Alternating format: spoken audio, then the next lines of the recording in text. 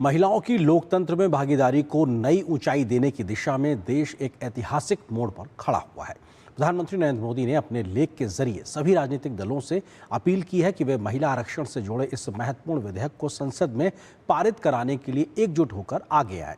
संसद का विशेष सत्र 16 अप्रैल से शुरू होने जा रहा है और अगर ये विधेयक पारित होता है तो लोकसभा और विधानसभाओं में महिलाओं को 33% आरक्षण का रास्ता साफ हो जाएगा 2029 के लोकसभा चुनाव से ही, जो भारतीय लोकतंत्र को और अधिक समावेशी और प्रतिनिधित्व बनाने की दिशा में एक बड़ा कदम माना जा रहा है। अब सबकी नजरें इस विशेष सत्र पर टिकी हुई है। नारी शक्ति को एक विशेष सम्मान सिर्फ विधेयक पारित होने से मिल रहा है ऐसा नहीं है। इस विधेयक के प्रति देश के सभी राजनीतिक दलों की सकारात्मक सोच होना, ये हमारे देश की नारी शक्ति को एक नई ऊर्जा देने वाली है। एक नए विश्वास के साथ राष्ट्र निर्माण में योगदान देने में नेतृत्व के साथ आगे आएगी।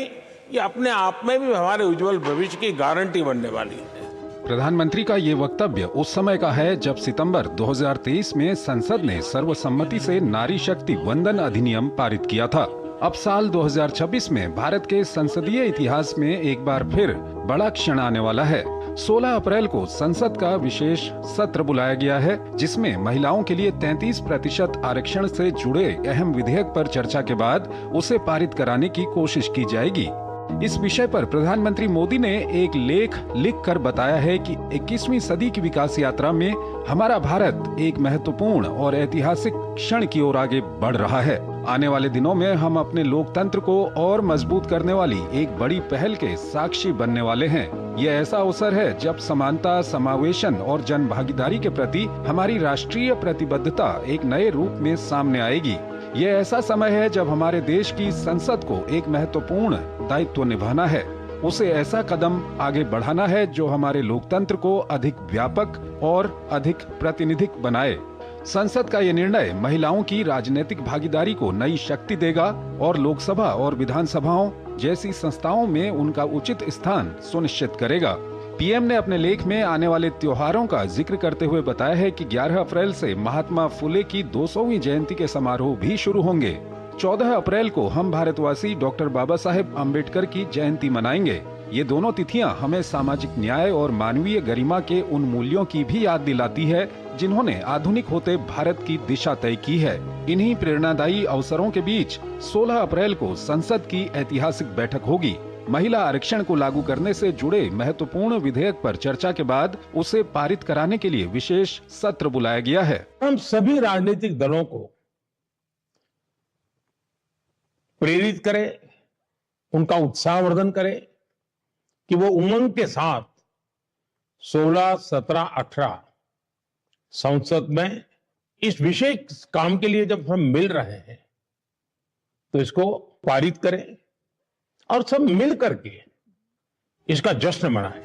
पीएम ने आगे लिखा कि कोई भी समाज तभी प्रगति करता है जब माताओं बहनों को आगे बढ़ने के ज्यादा से ज्यादा मौके मिलते हैं। इसी सोच के साथ बीते 11 वर्षों में महिला सशक्तिकरण के लिए एक अनुकूल माहौल तैयार करने पर जोर दिया गया है। इसके लिए निरंतर प्रयास किए गए हैं, लेकिन इन सारे प्रयासों के बावजूद भी राजनीति और विधायी संस्थाओं में महिलाओं का प्रतिनिधित्व समाज में उनकी भूमिका के अनुरूप नहीं रहा है। इस कमी को अब दूर किया जाना चाहिए। पिछले कई दशकों में लोकतांत्रिक संस्थाओं में महिलाओं को उनका उचित स्थान दिलाने के लिए बार बार प्रयास हुए हैं। समितियां गठित की गयीं, विधेयकों के मसौदे प्रस्तुत किए गए, लेकिन वो कभी पारित नहीं हो सके। फिर भी इस बात पर व्यापक सहमति रही है कि विधायी निकायों में महिलाओं का प्रतिनिधित्व बढ़ना चाहिए। सितंबर 2023 में संसद ने सर्वसम्मति से नारी शक्ति वंदन अधिनियम पारित किया था। ये मेरे जीवन के सबसे विशेष अवसरों में से एक रहा है। अब जरूरत है कि 2029 के लोकसभा चुनाव और आने वाले समय में राज्यों के विधानसभा चुनाव महिला आरक्षण के प्रावधानों के साथ कराए जाएं। सबकी इच्छा है कि 2029 में जब लोकसभा के चुनाव होंगे तब हमारे देश की नारी शक्ति को जनप्रतिनिधि के रूप में लोकसभा में, विधानसभाओं में 33% स्थान मिलना ही चाहिए। पीएम ने आगे लिखा कि अब इस निर्णय को और टाला नहीं जा सकता। ये समय सामूहिक संकल्प का है हमें मिलकर इस कदम के महत्व को समझना है और मिलकर ही इसे साकार करना है। Bureau report, DD news. और यहाँ पर एक छोटे से